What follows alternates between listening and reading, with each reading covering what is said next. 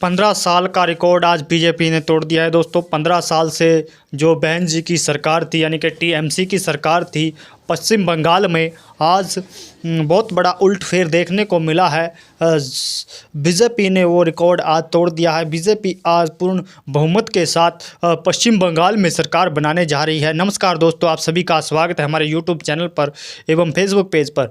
दोस्तों आज जानते हैं पश्चिम बंगाल के जो ताज़ा अपडेट है, किसकी जीत किसकी हार हुई, उसके बारे में चर्चा करने जा रहे हैं दोस्तों। आइए जानते हैं किसको कितनी सीटें मिली है दोस्तों। देखते हैं दोस्तों, पश्चिम बंगाल में दो मुख्य पार्टियां हैं दोस्तों, जिसमें टीएमसी और बीजेपी। बीजेपी को 2021 में बहुत ही कम वोट मिली थी दोस्तों, बहुत ही कम सीटें उनकी आई थी। और अब की बार बीजेपी ने 190 प्लस वोटिंग सीटें अब तक हासिल कर ली है। 190 प्लस सीटों पर उन्होंने बढ़त बनाई हुई है दोस्तों। 16वें राउंड की अभी गिनती चालू है दोस्तों पश्चिम बंगाल में दोस्तों। और टीएमसी को केवल 94 सीटें मिली हैं अभी तक। 94 सीटों पर उन्होंने लीड बनाई हुई है और अदर को 4 सीटें हैं। तो दोस्तों इस तरीके से ये वहाँ पर सारा प्रोसेस चल रहा है। और इस बार यानी कि अब 2026 में प्रधानमंत्री मोदी जी के नेतृत्व वाली सरकार बीजेपी वहाँ पर अपनी फर्स्ट टाइम सरकार बनाने जा रही है दोस्तों। बहुत ही लंबे समय अंतराल के पश्चात बीजेपी वहाँ पर सरकार बनाने जा रही है दोस्तों। पहली बार बीजेपी पश्चिम बंगाल में अपना कमल खिलाने जा रही है दोस्तों।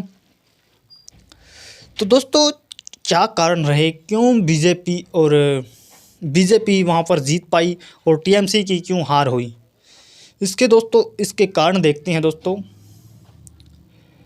पहले आपको मैं बता देता हूँ, उससे पहले दोस्तों चैनल को सब्सक्राइब करना, हमारे यूट्यूब चैनल को, और फेसबुक पेज को फॉलो ज़रूर करना दोस्तों। आपसे रिक्वेस्ट है फेसबुक पेज को ज़्यादा से ज़्यादा फॉलो और सपोर्ट ज़रूर करें दोस्तों।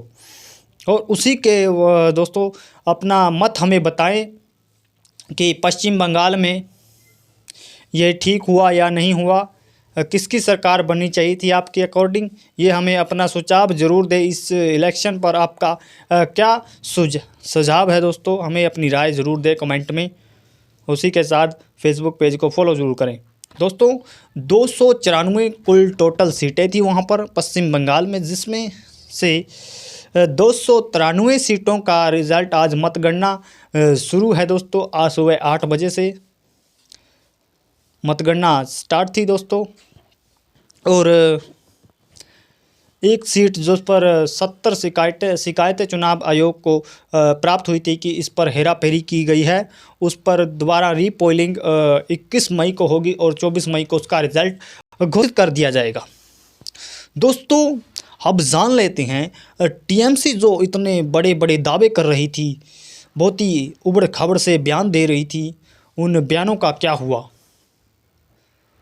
जो बीजेपी को कहते थे कि हम 10 जन्मों तक वो वहाँ पर नहीं आ सकती ये पार्टी, वो इतने बड़े बहुमत के साथ कैसे आ गई वहाँ पर। आइए जान लेते हैं दोस्तों। यहाँ पर मुख्य 2 फैक्ट काम किया है, 2 फैक्टों को काम किया है। आपको कुछ फैक्ट बताते हैं।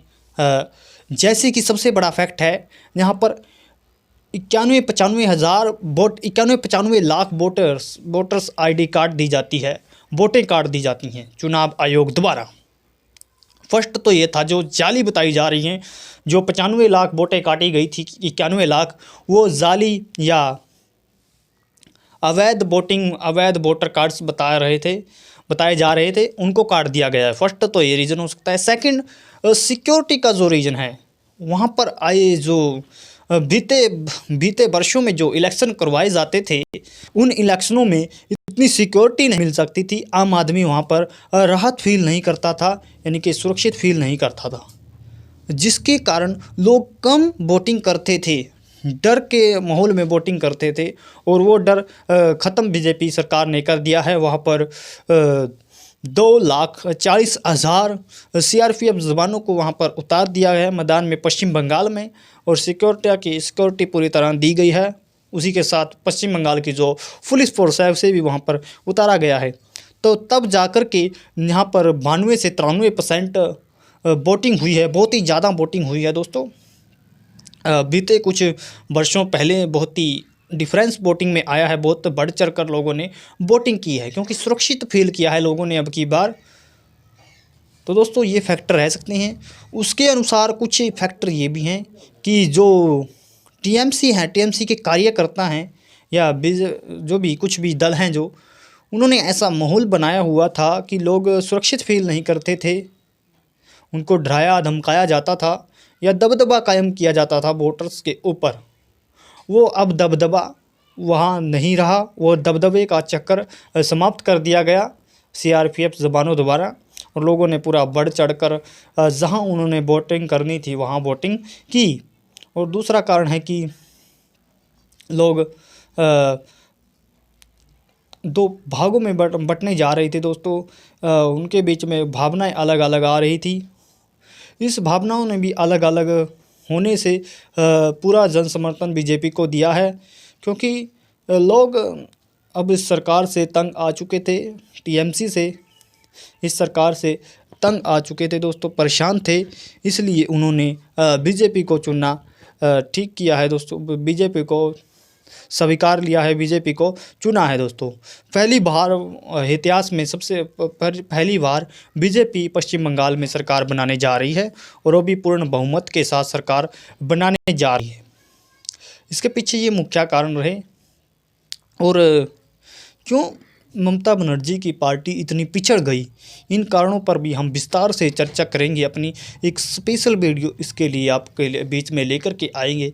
क्यों ममता बनर्जी इतनी पीछे रह गई इस रेस में, क्यों बीजेपी को हार नहीं दे पाई, क्यों बीजेपी का वो सामना नहीं कर पाई, जो कि बीजेपी का अभी तक वहाँ पर ग्राफ बहुत ही कम था, बहुत ही कम परसेंटेज वोटिंग थी वहाँ पर। इसके लिए हम स्पेशल वीडियो लेकर के आएंगे 8 से 10 मिनट के, उस पर विस्तार से चर्चा करेंगे कि क्यों दीदी का कद इतना छोटा हो गया वहाँ पर एक ही दम से 2021 के बाद अब तक।